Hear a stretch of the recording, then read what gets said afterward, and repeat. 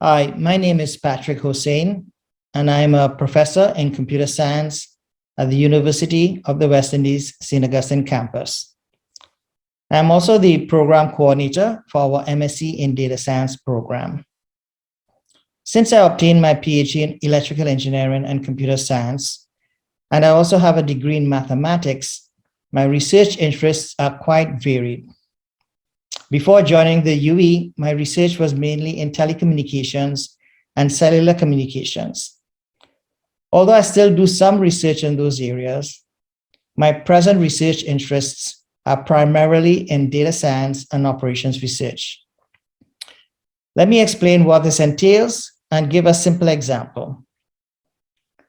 Many of you are familiar with the term artificial intelligence or AI, and have seen how it has been used for such things as self-driving cars, face and voice recognition, and for making those recommendations you receive on platforms such as Netflix, Amazon, and Spotify.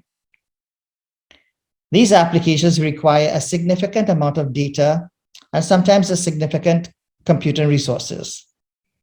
It is also important to note that the data guides the decisions made, and hence data from a given environment is needed for decisions for that environment. Our local companies now collect significant amounts of data, and so these tools can be applied to similar problems using this local data. We have been using data science tools to solve problems for local companies where the customer base, the environment, the restrictions, the requirements, and other factors vary from those in developed countries. Hence, we need to use our data to obtain suitable results for our environment. Let us consider a simple example. When you apply for automobile insurance, you will typically be placed in one of a small number of plans, which is chosen by looking up your policy details in some standard table.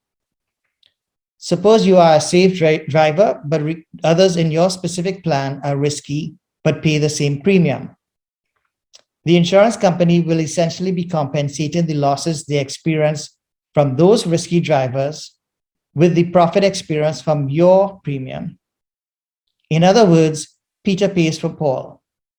We instead look at the company's historical customer database, which will contain characteristics of customers in our region to better predict risk of a new driver.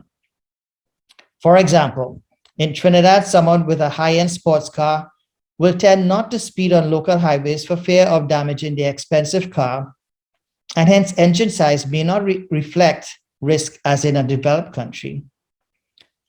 This personalized premium approach, rather than standard tables approach, results in high-risk drivers paying higher premiums than low-risk drivers, as it should be. There are many other problems that can be addressed using data available in an insurance company, such as fraud detection, premium pricing, and optimization of various administrative processes. Furthermore, similar problems arise in almost all industries and in multiple departments within those industries.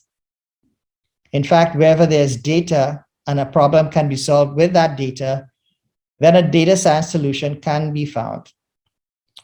My students and I work closely with companies and other entities, such as civil society organizations, to determine what data is available and what important problems can be addressed using such data for that company.